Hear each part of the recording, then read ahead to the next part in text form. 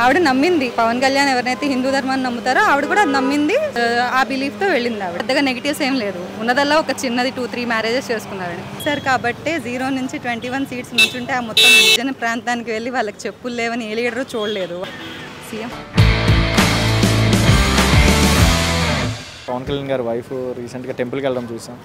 అంటే ఈ టాపిక్ని హైలైట్ చేస్తున్నారు కదా. అంటే పవన్ కళ్యాణ్ గారి వైఫ్ ఒక క్రిస్టియన్ అయ్యి హిందూ ధర్మాలు పాటికూడదు, ఇలా చేయకూడదు అని చెప్పి అంటున్నారు కదా. దీని మీద మీ అభిప్రాయం? మరి సమంత క్రిస్టియానిటీ నుంచి హిందూకి వచ్చింది కదండి. అప్పుడు ఎవరు ఏం అడగలేదు కదా. అది ఎవరి వాళ్ళు ఇండివిజువల్. ఆవిడ వాళ్ళ హస్బెండ్ దాన్ని నమ్మింది. సో ఆయన్ని అది ఫాలో అవుతుంది. దానిలో మిస్టేక్ ఏం తప్పేం లేదు కదా. అది ప్యూర్లీ ఆవిడ పర్సనల్. క్రిస్టియన్ అయ్యి ఉండి మేడం టెంపుల్కి వెళ్ళారు అంతే. బేసిక్గా ఈ టాపిక్ నెగిటివ్లో రూట్లో కన్వర్ట్ చేయడం ఎంతవరకు కరెక్ట్ అంటే? ఎందుకండి, ఇప్పుడు గాడ్ అందరూ ఒకటే అని చెప్తారు కదా. మేము మసీద్కి వెళ్తాము, చర్చ్కి వెళ్తాము, టెంపుల్కి వెళ్తాము. అది మా ఇండివిజువల్ థింగ్. కానీ గాడ్ సపరేట్ ఏం కాదు కదా. ఇప్పుడు మా గాడ్ అని చెప్పడానికి లేదు కదా. ఎవరి గాడ్ వాళ్ళది. ఆవిడ నమ్మింది పవన్ కళ్యాణ్ ఎవరైతే హిందూ ధర్మాన్ని నమ్ముతారో ఆవిడ కూడా నమ్మింది. సో ఆ బిలీఫ్తో వెళ్ళింది ఆవిడ. సో అందులో నెగిటివిటీ ఏం లేదు కదా. అంటే బేసిక్గా పవన్ కళ్యాణ్ ఎందుకు టార్గెట్ చేస్తున్నారు చాలామంది? పవన్ కళ్యాణ్ గారు వైఫ్ ఎందుకు టార్గెట్ చేస్తున్నారు? ఇంట్లో ఆడవాళ్ళ జోలికి ఎందుకు వెళ్తున్నారు? రీసెంట్గా చాలా హాట్ టాపిక్ అవుతుంది.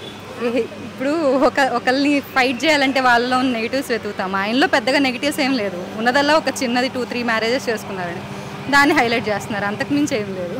సో ఇదంతా ఒక ఎత్తు అయితే రీసెంట్గా పవన్ కళ్యాణ్ గారు గిరిజన ప్రాంతానికి వెళ్ళి అక్కడ ఉన్న పేద ప్రజలకి చెప్పులు ఇవ్వడం చూసాం మనం.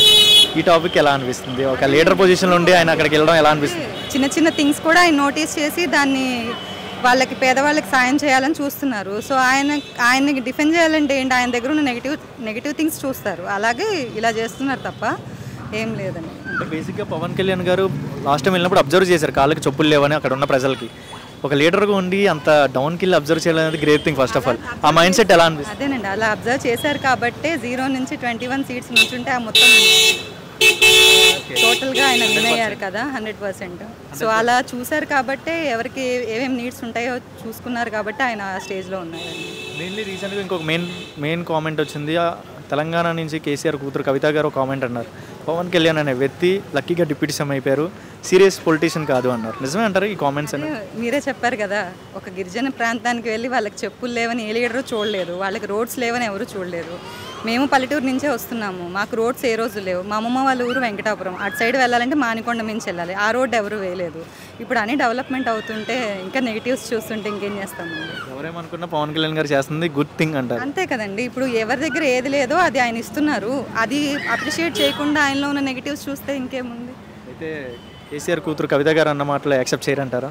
ఎవరో యాక్సెప్ట్ చేయరండి, ఎవరు యాక్సెప్ట్ చేయాలి. ఆయన ఫ్యాన్స్ అనే కాదు, ఇప్పుడు ఈవెన్ నాకు అసలు పాలిటిక్స్ అంటే ఇష్టం ఉండదు, మూవీస్ కూడా అన్ని మూవీస్ చూస్తాను, హీరో అంటే ఇష్టం ఉండదు. కాకపోతే పవన్ కళ్యాణ్ గారు చేసిన గుడ్ థింగ్స్కి నేను ఆయనకి ఇష్టపడుతున్నాను తప్ప, సో ఆయన చేసిన గుడ్ థింగ్స్ని చూడకుండా ఇలా చేశారు ఇలా, ఇప్పుడు 99 థింగ్స్ ఆయన గుడ్ చేసి ఒకటే నెగిటివ్ చేస్తే అదే పాయింట్అవుట్ చేయడం కరెక్ట్ కాదు కదా. అప్రిషియేట్ చేయాలి ఆయన చేసిన దాన్ని. డిప్యూటీ సీఎం అంటే పవన్ కళ్యాణ్ అని చెప్పి చిన్నపిల్లలు పెద్ద పిల్లలు అందరూ చెప్తున్నారు. గతంలో డిప్యూటీ సీఎం అంటే ఎవరైనా చెప్పేవాళ్ళ? ఎవరు చెప్పేవాళ్ళు కదా, అసలు అదొక పొజిషన్ ఉందనేది కూడా చాలా మందికి తెలియదు. సో ఇప్పుడు అది హైలైట్ అవుతుంది, అది ఆయన వల్లే కదా, ఆయన హార్డ్ వర్క్ చేయబట్టే ఆ స్టేజ్లో ఉన్నారు ఇప్పుడు. సో అదేవిధంగా ఫ్యూచర్లో పవన్ కళ్యాణ్ని ఎలా చూడాలనుకుంటున్నారు? సీఎం. ఎందుకండి సీఎం అయ్యే అంత రేంజ్ ప్రయారిటీ ఇచ్చేస్తున్నారు పవన్ కళ్యాణ్కి?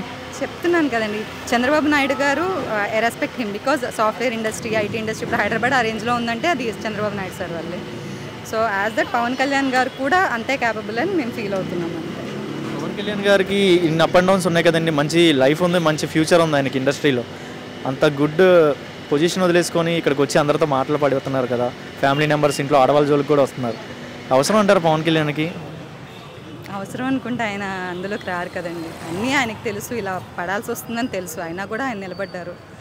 సో ఇష్టమైతే సపోర్ట్ చేయండి, అంతేగాని ఆయన్ని అనవసరంగా ఆయన ఫ్యామిలీని లాగా, ఆయననే కాదు ఏ పొలిటికల్ లీడర్నైనా అసలు ఏ పర్సన్ అయినా ఏ హ్యూమన్ బీయింగ్నైనా వాళ్ళ ఫ్యామిలీని లాగడం కరెక్ట్ కాదు ప్రతి దాంట్లోకి. ఇప్పుడు మనం రీసెంట్గా చూసాం కదండి పవన్ కళ్యాణ్ గారు బాబు ఫైర్ యాక్సిడెంట్లో ఇష్యూ అవుతుంటే అటుపక్క కూడా ప్రజల్లో ఉండిపోయి ఆయన ఆ టాపిక్ తెలిసినా కూడా నేను వెళ్తాను, ఇక్కడ కంప్లీట్ అయిపోయిన తర్వాత నేను ఒక లొకేషన్కి వచ్చాను అని చెప్పి ఇది కంప్లీట్ చేసుకొని ప్రజలకు వాల్యూ ఇచ్చి తర్వాత అక్కడికి వెళ్ళడం జరిగింది.